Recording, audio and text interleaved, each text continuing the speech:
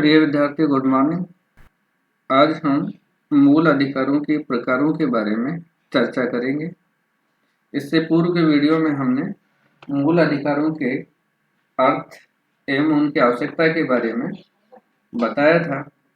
मूल अधिकार वे अधिकार होते हैं जो व्यक्ति के जीवन के लिए मौलिक तथा अनिवार्य होने के कारण संविधान द्वारा नागरिकों को प्रदान किए जाते हैं और जिन अधिकारों में राज्य के द्वारा भी हस्तक्षेप नहीं किया जा सकता है उन्हें मूल अधिकार कहते हैं। हमारे यहाँ संविधान के माध्यम से नागरिकों को 7 मौलिक अधिकार प्रदान किए गए थे, परंतु 1978 में 44वें संविधान संशोधन के द्वारा मौलिक अधिकारों की सूची में से संपत्ति के अधिकार को हटा दिया गया है और अब यह एक कानूनी अधिकार रह गया है। इस प्रकार वर्तमान समय में भारत के नागरिकों को कुल 6 मौलिक अधिकार प्राप्त हैं। इनमें पहला समानता का अधिकार है, जिसका प्रावधान अनुच्छेद 14 से 18 के मध्य में किया गया है। दूसरा स्वतंत्रता का अधिकार है, अनुच्छेद 19 से 22 तक इसका प्रावधान किया गया है। तीसरा शोषण के विरुद्ध अधिकार है, जिसका अनुच्छेद 23 से 24 तक प्रावधान किया गया है। चौथा धार्मिक स्वतंत्रता का अधिकार है, अनुच्छेद 25 से 28 तक इसका उल्लेख है। पांचवा सांस्कृतिक एवं शैक्षणिक अधिकार है, जिसका उल्लेख अनुच्छेद 29 से 30 तक किया गया है। और छठा संवैधानिक उपचारों का अधिकार है, इसका उल्लेख अनुच्छेद 32 में किया गया है। तो इस प्रकार से वर्तमान समय में भारत के नागरिकों को ये 6 मौलिक अधिकार प्राप्त है। इन 6 मौलिक अधिकारों के बारे में हम अलग अलग चर्चाएं करेंगे, जानने का प्रयास करेंगे कि किस अधिकार के तहत क्या क्या प्रावधान किए गए हैं और उनके साथ कौन कौन से अपवाद जुड़े हुए हैं। सबसे पहले हम समानता का अधिकार लेते हैं।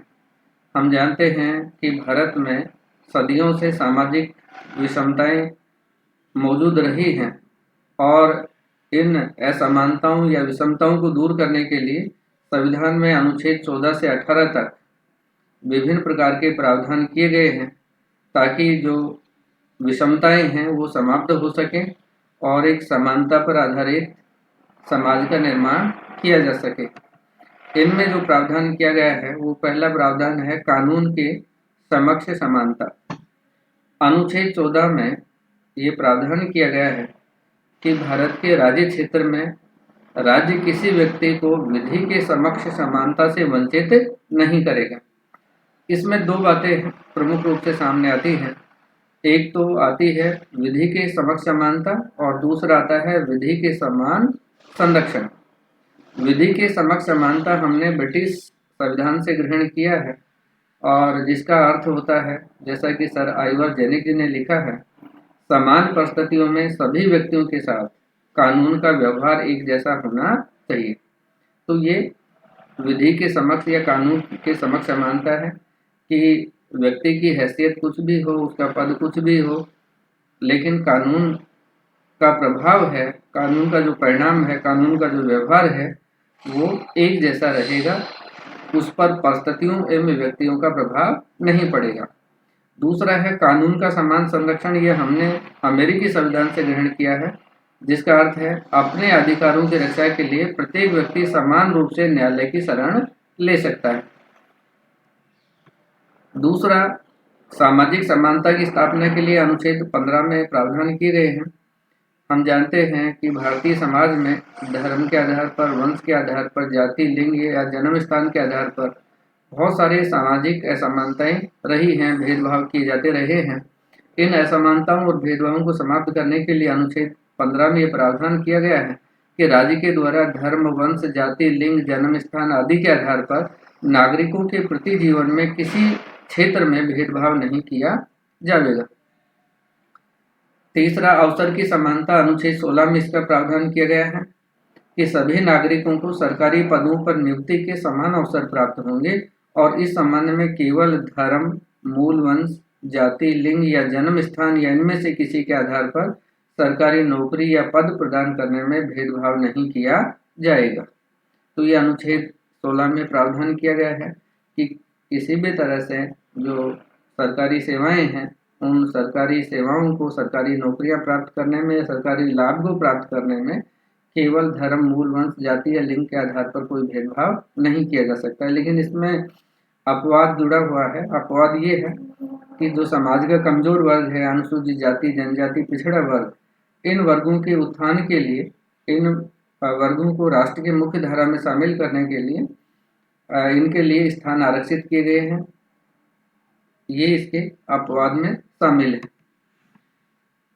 अस्पृश्यता का अंत अनुच्छेद 17 में ये प्रावधान किया गया है। भारत में सदियों से एक सामाजिक बुराई विद्यमान रही है, जिसे हम छुआछूत या अस्पृश्यता के नाम से जानते हैं, और इस सामाजिक बुराई को दूर करने के लिए अनुच्छेद 17 में प्रावधान किया गया है कि अस्पृश्यता का अंत किया जाता है और उसका किसी भी रूप में आचरण निषिद्ध किया जाता है।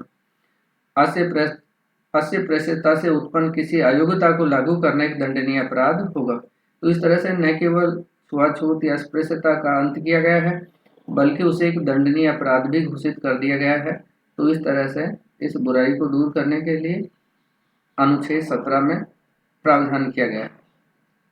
अनुच्छेद 18 में उपाधियों का अंत किया गया है, क्योंकि जो उपाधियां होती हैं वो नागरिकों के जीवन में भेदभाव उत्पन्न करती हैं, और इस भेदभाव को समाप्त करने के लिए अनुच्छेद 18 में ये प्रावधान किया गया है कि सेना अथवा शिक्षा संबंधित उपाधियों के अलावा राज्य अन्य कोई उपाधियां प्रदान नहीं कर सकता है। इन संवैधानिक प्रावधानों के बावजूद भारत सरकार ने 1950 से ही भारत रत्न, पद्म विभूषण, पद्म भूषण और पद्म श्री जैसी उपाधियां प्रदान की जाती रही हैं। इस व्यवस्था को यद्यपि सर्वोच्च न्यायालय में चुनौती दी गई। सर्वोच्च न्यायालय ने अपने निर्णय में कहा कि उपाधियां प्रदान करने की यह व्यवस्था संविधान के प्रतिकूल नहीं है, लेकिन इस संबंध में शासन का समस्त कार्य विवेक संगत रूप में और उचित मापदंडों पर आधारित होना चाहिए। यानी जो उपाधियां प्रदान की जाती हैं, भारत रत्न हो, पद्म विभूषण हो, पद्म भूषण हो, पद्म श्री हो, यह अनुच्छेद 18 का उल्लंघन नहीं है, बशर्ते कि जो भी उपाधियां प्रदान की जाएं वो सारी विवेक संगत होनी चाहिए और उचित मापदंडों पर आधारित होना चाहिए। अब समानता के अधिकार के कुछ अपवाद भी हैं, जिनका प्रावधान भी संविधान में किया गया है कि यद्यपि ये समानताओं का उल्लेख है, लेकिन साथ में नागरिकों के मध्य जाति के आधार पर, लिंग के आधार पर, जन्म स्थान के आधार पर राज्य को कुछ छूट दी गई है कि वो समाज के कमजोर वर्ग हैं, वंचित वर्ग हैं, अनुसूचित जाति, जनजाति और महिलाओं के लिए, बालकों के लिए विशेष प्रावधान कर सकता है।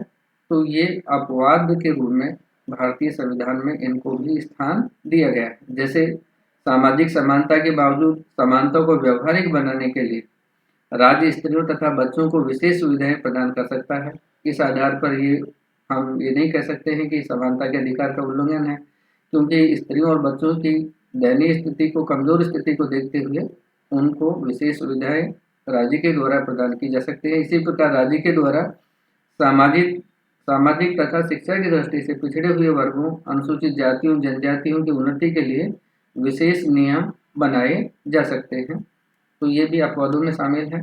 इसके अलावा सरकारी नौकरियों में पिछड़े वर्गों और अनुसूचित जातियों और जनजातियों के लिए कुछ स्थान सुरक्षित किए गए हैं तथा राज्य द्वारा जन्म स्थान, निवास स्थान तथा आयु संबंधित योग्यताओं का निर्धारण किया जा सकता है। तो ये भी अपवाद में शामिल है, क्योंकि नागरिकों के साथ इसमें भेदभाव होता है, लेकिन भेदभाव कैसा है? विवेक संगत है। समाज का जो कमजोर वर्ग है, पिछड़ा हुआ वर्ग है, उसकी उन्नति के लिए ये प्रावधान किए जा सकते हैं। किसी पिछड़े हुए क्षेत्र के विकास के लिए अलग से प्रावधान किए जा सकते हैं। ये छूट राज्य को प्रदान की गई है। इसी तरह से संविधान में उपाधियों की व्यवस्था न होते हुए भी देश में 1950 से भारत रत्न, पद्म विभूषण और पद्म श्री जैसी उपाधियां सरकार के द्वारा प्रदान की जाती रही हैं। यद्यपि 1977 में जनता पार्टी के सत्तारूढ़ होने पर इन उपाधियों को अंत कर दिया गया था और साथ ही उपाधियां प्राप्त व्यक्तियों के द्वारा उपाधियों का प्रयोग भी प्रतिबंधित कर दिया गया था, परंतु 24 जनवरी 1980 को भारत रत्न तथा अन्य उपाधियां एवं अलंकरणों को पुनः प्रारंभ कर दिया गया है। तो इसके पीछे मंशा ये है, सर्वोच्च न्यायालय में भी हम पढ़ चुके हैं कि चुनौती दी जा चुकी है, वहाँ निर्णय भी आ चुका है कि ये उपाधियां अनुच्छेद 18 का उल्लंघन नहीं करती हैं, बशर्ते कि शासन का जो कार्य है, राज्य का ये कार्य है, वो विवेक संगत होना चाहिए और युक्ति युक्त होना चाहिए। उसमें सरकार के द्वारा मनमाना आचरण नहीं होना चाहिए। तो इस तरह से भारत के नागरिकों को अनुच्छेद 14 से 18 तक समानता का अधिकार दिया गया है और इस अधिकार के साथ साथ इसमें कुछ अपवाद भी सम्मिलित किए गए हैं। युक्ति युक्त जो भेदभाव है वो राज्य के द्वारा किया जा सकता है।